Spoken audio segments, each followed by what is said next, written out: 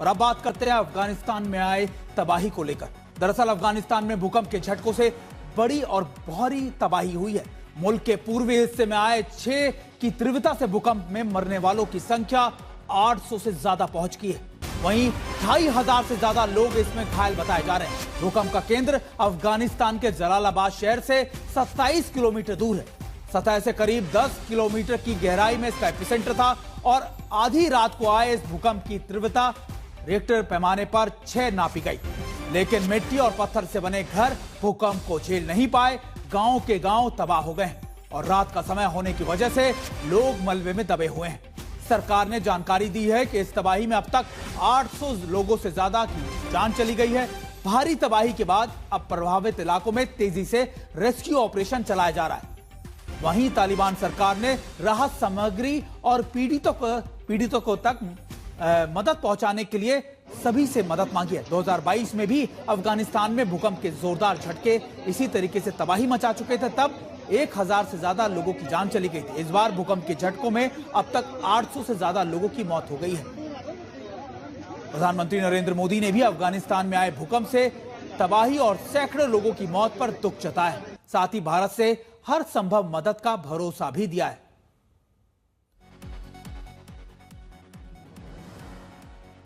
और इस बड़ी खबर पर हमारे साथ अफगानिस्तान की राजधानी काबुल से मीना हाया हमारे साथ जुड़ गई हैं। मीना जी, अभी क्या कुछ अपडेट मिल रहा है, किस तरीके की तबाही है? क्योंकि कहा जा रहा है कि अब तक कई इलाकों के अंदर मदद और जो तालिबान सरकार के जो लोग हैं वो अब तक वहां पहुंच नहीं पाए हैं।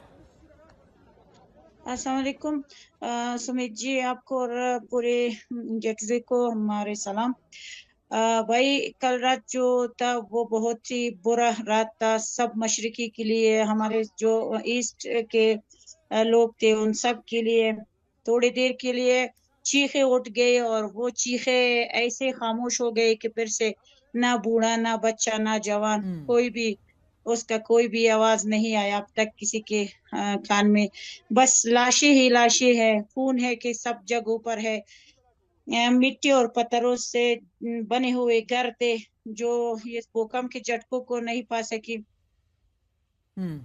तो ये बहुत ही बड़ा बहुत ही बुरा रात था और बहुत ही बड़ा नुक्स है जो अफगानिस्तान में आया है। 2022 में हाँ हेरात में आया था, अब मशरिकी में आया हुआ है। मशरिकी में जो है जलालाबाद, लघमान, कुनर और कुनर से ऊपर जो है दरीनूर, उसमें 2 गांव है जो वो मुकम्मल तौर पर तबाह हो गए हैं और सब के घर वालों में एक ना एक आदमी या कोई बच्चा बच गया है और या कि कोई किसी घर में भी कोई नहीं बचा।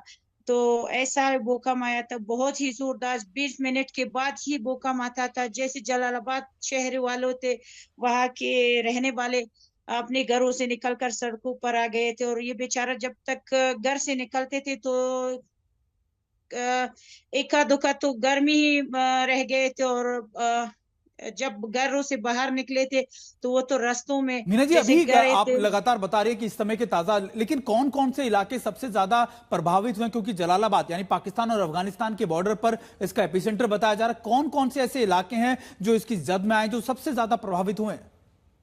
हाँ, सबसे ज्यादा जो प्रभावित हुआ है वो है दरीनूर का 2 गांव है और दरीनूर से और कोनार में जो है वहां पर 1-2 गांव है। वो वहां पर जो बच्चा स्क्रीन पर दिखाई दे रहा है तो इसका यही इलाका यही गांव है जो दरीनूर में है।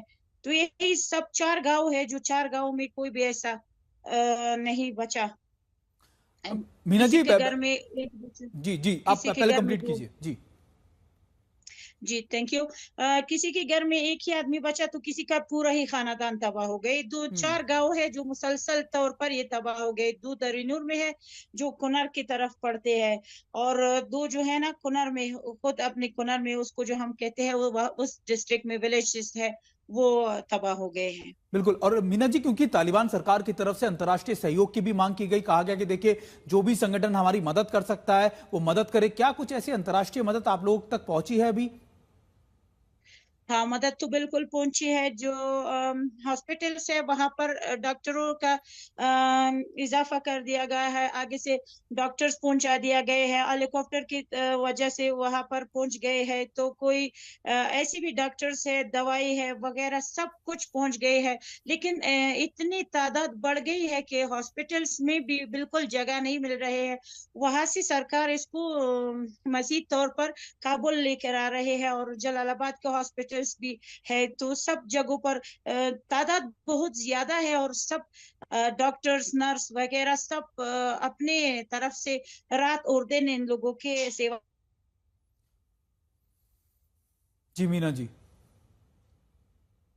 और देखिए हम अपने अपने दर्शकों को ये तस्वीरें दिखा रहे हैं, काबुल से तस्वीरें हैं, ये ताज़ा तस्वीरें हम आपको बता रहे हैं कि कैसे काबुल में आए, जो तस्वीर जो अफगानिस्तान में आए इस अर्थक्वेक के बाद, इस के बाद क्या स्थिति है वहां पर। लगातार राहत का काम जारी है, और आधी रात में आई इस अर्थक्वेक के बाद, भूकंप के बाद जो हालात हैं अफगानिस्तान के बेहद खराब बताए जा रहे हैं। कई इलाकों के अंदर जो पाकिस्तान अफगानिस्तान के बॉर्डर के आसपास के इलाके हैं वहां पर अब भी मदद नहीं पहुंच पाई है। लगातार कई लोगों के मारे जाने की खबर है, 800 से ज्यादा लोगों के मारे जाने की खबरें भी आ रही हैं। हमारे साथ हमारी सहयोगी शिवानी भी जुड़ गई हैं। शिवानी, अभी क्योंकि जिस तरीके से हमारे एक मेहमान भी हमारे साथ जुड़ी थी काबुल से, वो भी बता रही थी कि देखिए आंकड़ा बहुत ज्यादा बढ़ सकता है। इस समय किस तरीके का काम किया जा रहा है अफगानिस्तान में तालिबान सरकार द्वारा?